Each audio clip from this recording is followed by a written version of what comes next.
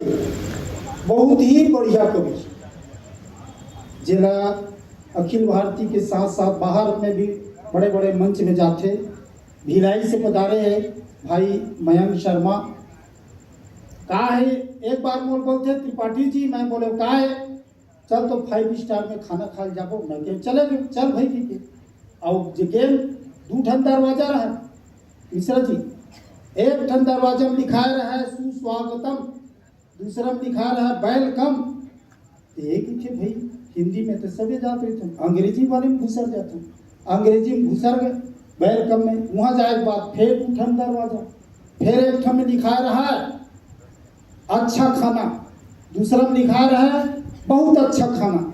एक ही साले ना बढ़िया 5 स्टार में क्या है, अच्छा खाना में कबर खाया जाए, बहुत अच्छा खाना में घुसर गए। और वहां जाए के बाद फिर 2 ठन दरवाजा, एक ठन दरवाजा में लिखा रहा है उधारी खाना, दूसरा में लिखा रहा है नगद खाना। एक ही साले टाइम तो मिले है, बढ़िया खाना है तो उधारी खाना में घुसर गए। जैसे उधारी खाना में घुसीस भाई मयंक का सड़क में आ गया। वहां पहले 2-3 जन कवि मरी से, तो मैं 4 लाइन से सीधा सीधा आमंत्रित करता हूँ कि वो देश के लिए दिए जिगर के टुकड़े को, ऐसे माता पिता को मेरा तो प्रणाम है। वो देश के लिए दिए जिगर के टुकड़े को, ऐसे माता पिता को मेरा तो प्रणाम है। तपती धूप हो या बरसात हो या ठंड, परवाह नहीं किए वीर को प्रणाम है। राखी बांधने को देख रही थी वो टकटकी, राखी बांधने को देख रही थी वो टकटकी, ऐसी बहनों को मेरा सादर प्रणाम है। और पिया इंतजार आंसुओं से कर रही, सूख गई नैनन वो देवी को प्रणाम है, सूख गई नैनन वो देवी को प्रणाम। भाई मयंक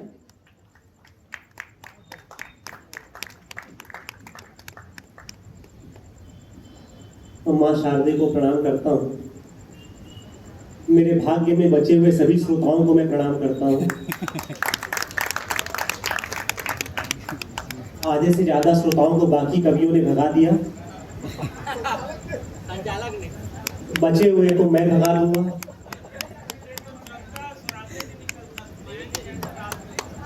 समस्त शादीशुदा पुरुषों को प्रणाम करता हूँ, वो यहाँ भी सुनने आए हैं।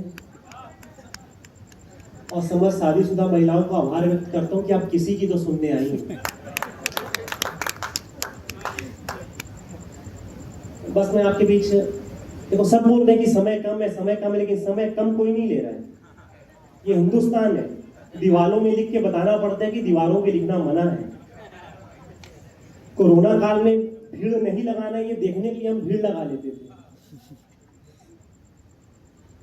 माँ शारदे को प्रणाम करता हूँ। इस देश में डॉक्टर बनाने के संस्थान हैं, इस देश में इंजीनियर बनाने के संस्थान है। मैं डिग्री से मैकेनिकल इंजीनियर हूँ, अभी मैंने पीएचडी की तो मैं डॉक्टरेट हो गया हूँ। मैं पेशे से शंकराचार्य इंजीनियरिंग कॉलेज में एक असिस्टेंट प्रोफेसर हूँ। इस देश में डॉक्टर बनाने के संस्थान हैं, इस देश में इंजीनियर बनाने के संस्थान है, इस देश में चार्टर्ड अकाउंटेंट बनाने के संस्थान है, इस देश में एडवोकेट बनाने के संस्थान है, इस देश में बिजनेसमैन बनाने के संस्थान है। लेकिन अखिल ब्रह्मांड में ऐसा कोई संस्थान नहीं बना जो किसी व्यक्ति को कवि बना सके। जब माँ शारदे की कृपा किसी व्यक्ति पर उतरती है तो वो व्यक्ति कवि होता है। इसलिए आप हमें सुनिए, आपकी बस थोड़ा सा जुड़ के सुनेंगे। मैं समय वाकई कम लूंगा। मैं आज कॉलेज गया, कॉलेज में मैं 4 लेक्चर पढ़ाया, फिर यहाँ आया, फिर मुझे दुर्ग जाना है, मैं दुर्ग रहता हूँ, फिर मुझे आना है। तो आप थोड़ी सी ऊर्जा देंगे तो मुझे भी अच्छा लगेगा।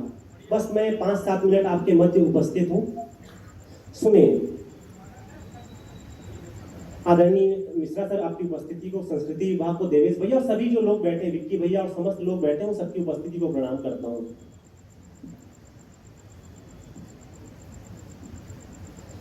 कि राष्ट्र धर्म से बड़ा नहीं है कोई धर्म यार, कि राष्ट्र धर्म से बड़ा नहीं है कोई धर्म यार, देश सभी धर्म के मुकाम से बड़ा है जवाब।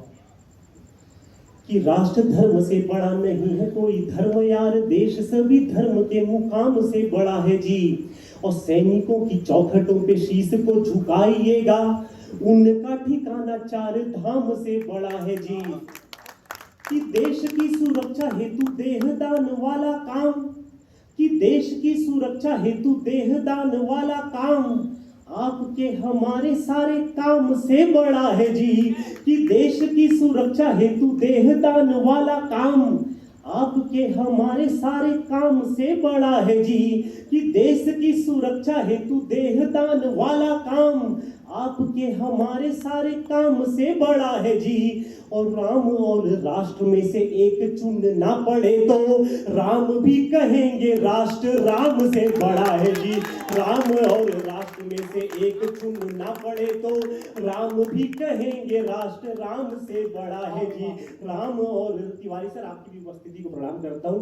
राम और राष्ट्र में से एक चुनना पड़े तो राम भी कहेंगे राष्ट्र राम से बड़ा है जी। और 4 पंक्तियां पढ़ता हूँ कि कोई इस देश को बकेगा अगर गालियां तो, यहाँ श्रेष्ठ कलम ईशान भी बैठा है, कि कोई इस देश को बकेगा अगर गालियां तो कैसे मेरे खून में उबाल नहीं आएगा। कि कोई इस देश को बकेगा अगर गालियां तो कैसे मेरे खून में उबाल नहीं आएगा। और काल के कपाल पर ठोक देंगे ताल लाल काल ये न सोचे तेरा काल नहीं आएगा। और कितनी ही माओ ने कलेजे दान कर दिए हैं और क्या हुआ जो लौट तेरा लाल नहीं आएगा। कि बूंद बूंद रक्त की चढ़ा देंगे माँ भारती पे अम्मा तेरे दूध पे सवाल नहीं आएगा।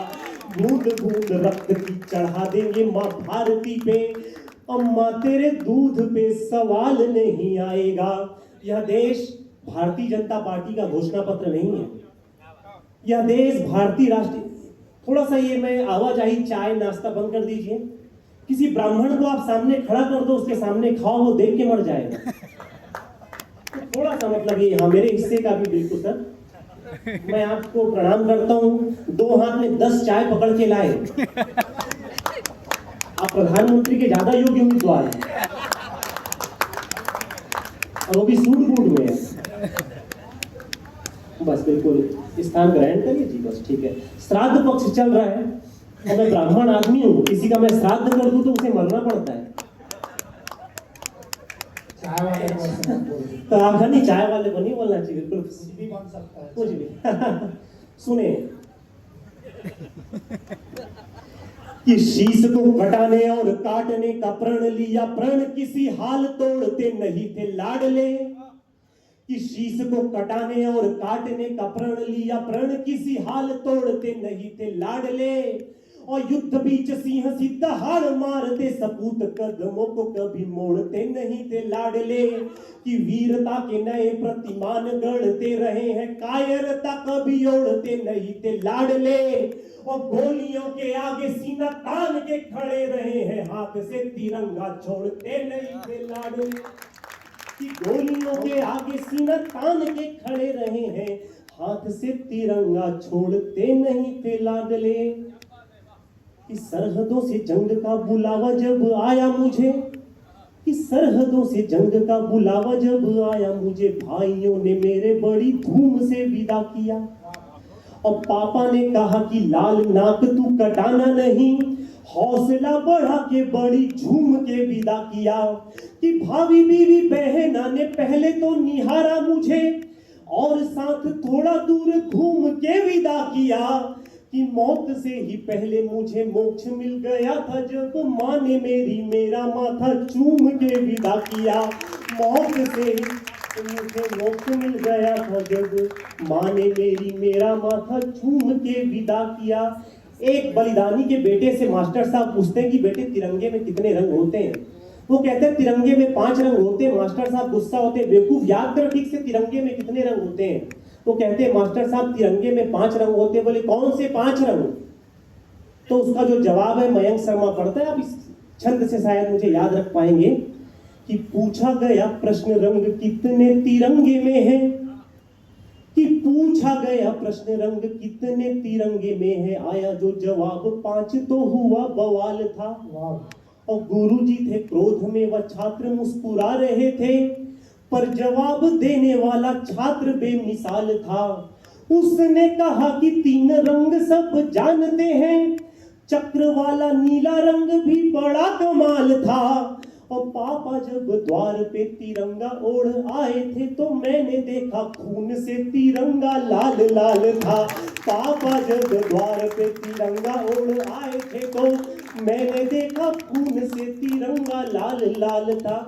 मुझे भी सैलरी मिलती है इंजीनियरिंग कॉलेज की, तो मैं घर के कुछ गिफ्ट लेके जाता हूँ। एक सैनिक जाते हैं तो बोल के जाते हैं कि माँ जब मैं लौटूंगा तो तेरा चश्मा बनवाऊंगा, पिताजी आपके लिए एक लाठी लाऊंगा, अपनी पत्नी को बोलते हैं कि तेरी मनपसंद साड़ी खरीदूंगा, अपने बेटे को कहते हैं कि बेटे तो तेरे दोस्त के पास खिलौने वो मैं लेकर आऊंगा। जब वो लौटता है तो वो शहीद होकर लौटता है, तो अपने घर वालों के लिए क्या लेकर लौटता है? सुनना रायपुर वालों कि सरहदों पे सर कटा के कहने लगा शहीद, कि सरहदों पे सर कटा के कहने लगा शहीद, बाप तेरे नाम को सफल कर आया हूं। और बहना से कहने लगा राखी का भी मान रखा, राखी वाले धागे को मंगल कर आया हूं। और दादाजी से कहने लगा खानदानी पूत हूं मैं, रक्त के निशान को प्रबल कर आया हूं। और कहती थी माता दूध जल नहीं कर देना, आज तेरा दूध गंगा जल कर आया हूं। कहती थी माता दूध जल नहीं कर देना, कहती थी माता दूध जल नहीं कर देना, आज तेरा दूध गंगा जल कर आया हूं। इस देश का जितना नुकसान विदेशी आक्रांताओं ने नहीं किया, उससे ज्यादा नुकसान इस देश का हॉलीवुड ने कर दिया, इस देश का बॉलीवुड ने कर दिया, इस देश का एकता कपूर ने कर दिया। इस देश में बच्चियों के प्यार से नाम रखे जाते थे मुन्नी। एक पिक्चर आती मुन्नी बदनाम हुई डार्लिंग तेरे लिए, और उन बच्चियों को अपना नाम बताने में शर्म महसूस होती है। जरा सी बात को एक नया रंग देता हूँ, चीजों को समझने का नया ढंग देता हूँ। आज इंडिया से कल का भारत अच्छा था, आदमी पढ़ा लिखा कम था फिर भी सच्चा था। परेशानियां तब भी थी, परेशानियां आज भी है, मगर तब घरों की बातें आम नहीं होती थी। मुन्नी मरना तो पसंद करती थी मगर बदनाम नहीं होती थी। मुन्नी मरना तो पसंद करती थी पर बदनाम नहीं होती थी। समय सीमित है, मैं 7 मिनट पढ़ चुका हूँ, अंतिम 2 मिनट पढ़ता हूँ, काव्य पाठ में भी वीर गति को प्राप्त हो जाऊंगा। बहुत बड़ी मात्रा पे यहाँ पर महिलाएं बैठी, उनके लिए समर्पित मैं 2 छंद पढ़ता हूँ, जिन्होंने मुझे लंबी यात्राएं करवाई। मुझे एक नई कविता भी पढ़नी थी लेकिन समय कम है तो मैं वो नहीं पढ़ना चाहता हूँ। 2 अंतिम छंद में पढ़ता हूँ कि ज्ञात हुआ माता के मैं गर्भ में जो आ गई हूँ, कि ज्ञात हुआ माता के मैं गर्भ में जो आ गई हूँ, मुझको ये बेटों के पुजारी मार डालेंगे। समस्त नारी शक्तियों के चरणों में रखता हूँ ये कविता, सुने। कि ज्ञात हुआ माता के मैं गर्भ में जो आ गई हूँ, मुझको ये बेटों के पुजारी मार डालेंगे। मिर्सर की बिटिया जी भी उपस्थित है, उनको भी मैं प्रणाम करता हूँ। कि ज्ञात हुआ माता के मैं गर्भ में जो आ गई हूँ, मुझको ये बेटों के पुजारी मार डालेंगे। और यदि गर्भ से मैं गोद तक आ गई तो रूढ़िवादी लोग ये कटारी मार डालेंगे। और यदि गोद से मैं राहे जिंदगी में आई, कहीं मुझे जिस्म के शिकारी मार डालेंगे। और यदि भाग्य से मैं हर जगह से बच गई तो मुझको दहेज के भिखारी मार डालेंगे। और यदि भाग्य से मैं हर जगह से बच गई तो मुझको दहेज के भिखारी मार डालेंगे। बाबूजी को ठंड से ठिठुरते जो देखा कभी, मेरा अंतिम छंद है। एक पिता बीमार है, दोनों का लगाव रहता है, बेटे और बेटी का दोनों, लेकिन फिर भी जो बेटी का एक लगाव है पिता के प्रति उसमें कुछ ज्यादा रहता है। मैं पढ़ता हूँ, याद करना मयंक शर्मा को आप भूल जाओगे, लेकिन मेरा सूक्ष्म अहंकार है, ये छंद जब याद करेंगे तब आप मयंक शर्मा आपको याद आने लगेगा। सुनना रायपुर वालों, आपको ये आज की रात में तोहफा सौंप के जा रहा हूँ कि पिता बीमार है, बेटे बेटी दोनों वहां पर, और एक दृश्य आपके सामने रखता हूँ, सुने छंद को। कि बाबूजी को ठंड से ठिठुरते जो देखा कभी, सुनना देवेश भैया, सुनना तिवारी साहब, मिश्रा सर सुनेंगे। कि बाबूजी को ठंड से ठिठुरते जो देखा कभी, नींद छोड़ बेटियां रजाई खोजती रही। कि बाबूजी को ठंड से ठिठुरते जो देखा कभी, नींद छोड़ बेटियां रजाई खोजती रही। और उम्र बढ़ जाए मेरे बाप की ये सोच सोच, ख्वाब में भी बेटियां खुदाई खोजती रही। कि सांसों का प्रवाह गर मंद मंद पाया कभी, कि सांसों का प्रवाह गर मंद मंद पाया कभी, सारे पुण्य कर्मों की कमाई खोजती रही कि सांसों का प्रवाह गर मंद मंद पाया कभी। सारे पुण्य कर्मों की कमाई खोजती रही और बेटे खोजने में रहे कागज वसीयतों का। बेटियां तो बाप की दवाई खोजती रही। बेटे खोजने में रहे कागज वसीयतों का। बेटियां तो बाप की दवाई खोजती रही।